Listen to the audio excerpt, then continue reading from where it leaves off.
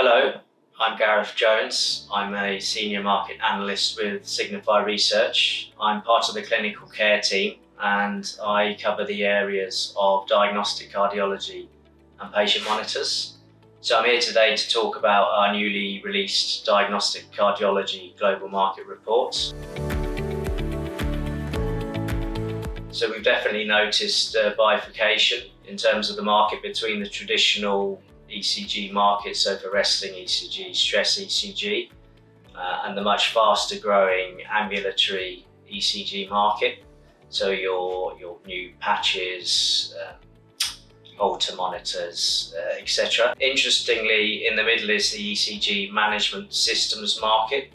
So that would traditionally have been associated with the resting ECG and stress ECG markets, but something we're noticing or have noticed over the last year, and we're pretty sure will continue to happen into the future.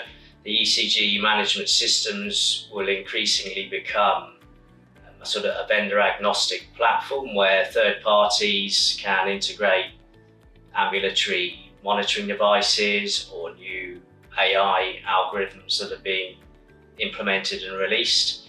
So it will become much more of a sort of a platform for integrations with other applications, other software, other devices. So the ECG management systems is interesting from that perspective, and it will grow slightly faster than the traditional resting ECG and stress ECG markets.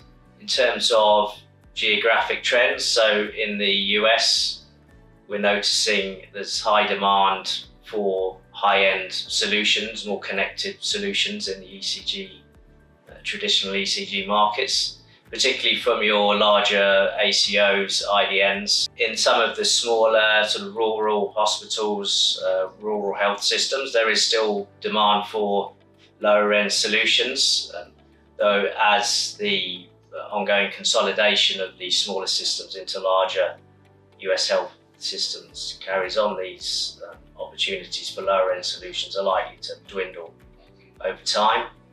In Western Europe, well-known budgets are under pressure in most markets, so the traditional big vendors are being increasingly squeezed by, on the one hand, budgetary constraints, on the other, the emergence of vendors from the Asia-Pacific region, especially China. These vendors can no longer be considered sort of low-end, low-cost solution providers. They're increasingly moving up the technological ladder. So this is creating pressure on the traditional players in Western Europe. The Middle East is interesting. In Saudi Arabia, there's massive public investment schemes going on in healthcare, which is driving demand for high-end solutions.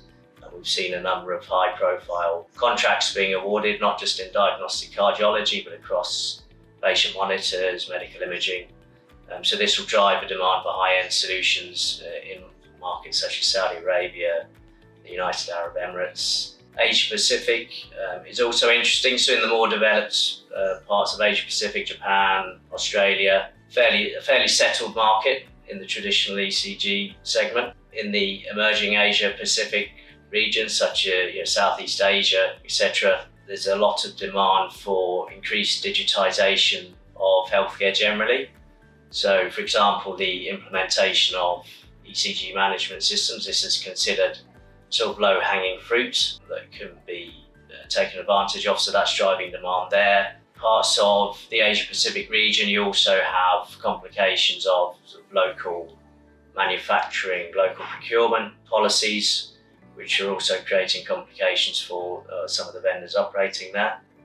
So as I said before, our latest Diagnostic Cardiology Global Market Report has just been published. So if you'd like more information, please feel free to reach out to me on LinkedIn.